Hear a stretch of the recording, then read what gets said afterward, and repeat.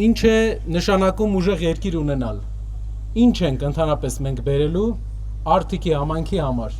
Արթիկում ապրում է 50,000 մարդ։ Ժամանակին արդյունաբերական կենտրոն էր։ Արթիկ ասելով Հայաստանում բոլորը պատկերացնում են շինանյութերի կենտրոնը Հայաստանի, շինարարական հումքի կենտրոնը։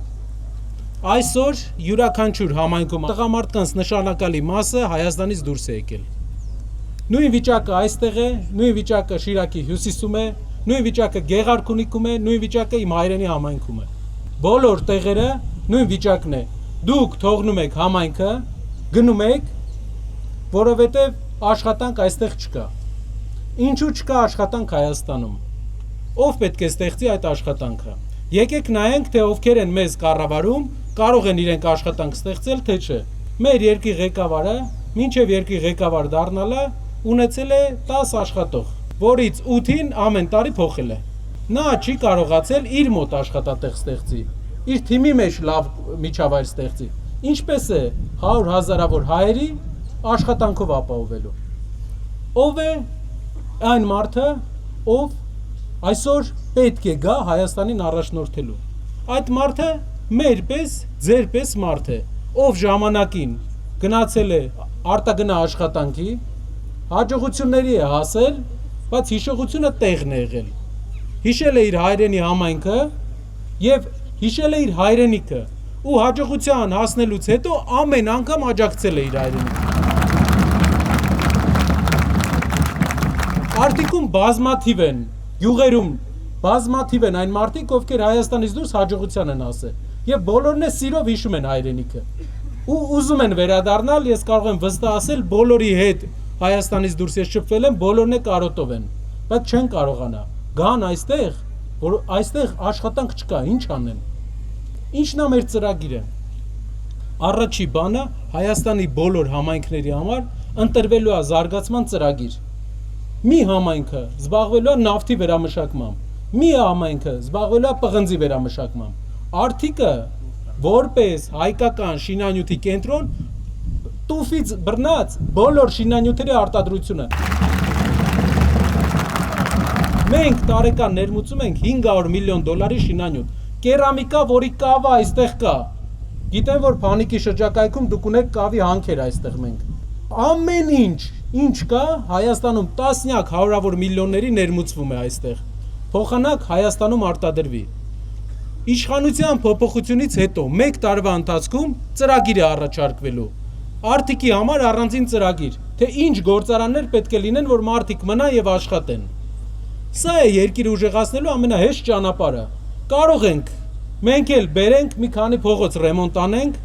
մի քանի հոգու վրա գորգորանք, ասենք Ժորժ ջան, ձեզ նենց ենք սիրում, տեսեք այն մարդկանց վրա ոնց գորգորացինք։ Բայց մեր ու ձեր կյանքը դրանից չի փոխվելու։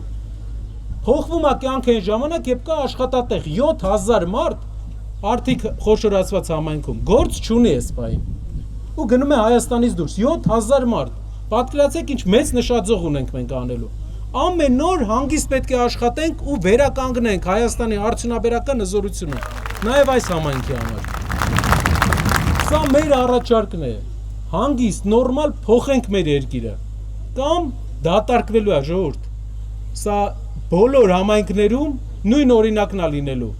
900 դպրոցներից Հայաստանի 200-ը փակվում է։ Յուղեր կան, 200 դպրոց չի ունենալու, գնացել են արդեն։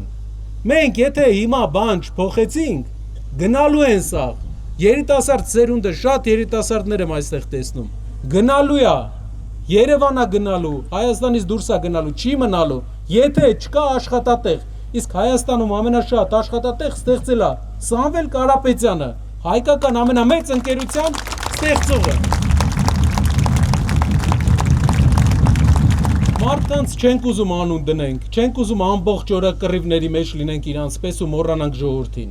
Մեր փոփոխությունները վերաբերվելու են անհատին, անհատի գրպանին, անհատի ընտանիքի բարեկեցությանը։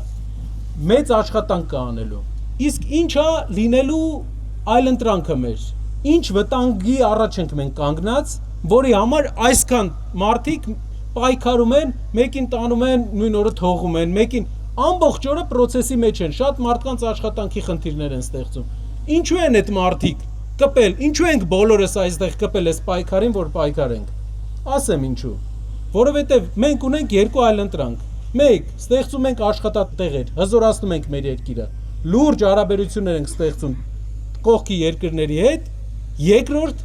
ծնկում ենք ու լսում ենք իրանց։ Պարտված ղեկավարի աչքը վախացրել են իրանք։ Էլ ինքը չի կարողանում իրանց մերժի։ Ինքը հասկացել է, որ իր հետ չի կարողանում պայմանավորվի։ Եկել է ժողովրդին համոզում։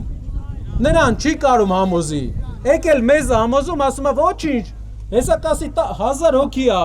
Տեսեք 2 հոգու էլ կգտնի, կասի իրանք էլ ընկեր են եղել ժամանակին։ Հետո 5000 հոգի կգա, հետո 10000, 15000։ Տենց է Նախիջևանը դառը Նախիջևան։ 80-100 տարի առաջ Նախիջևանում բնակչության մեծ մասը հայ է եղել։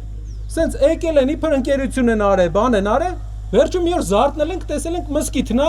մենք էլ փոքրամասնություն ենք։ Մեզ պետք չի իրանց հետ հակամարտություն։ Մեզ պետք է կանգնեցնել իրանց պահանջները,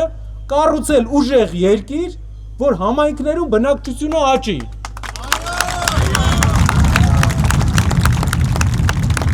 Ու եթե բոլորով էդի արեցինք, մի օր գալու ենք այստեղ, տեսնելու ենք շինանյութերի գործարանները այստեղ։ Ես հանելու եմ, եսի կարդամ ասեմ, հիշում եք ժողովուրդ ինչ օրեր էր։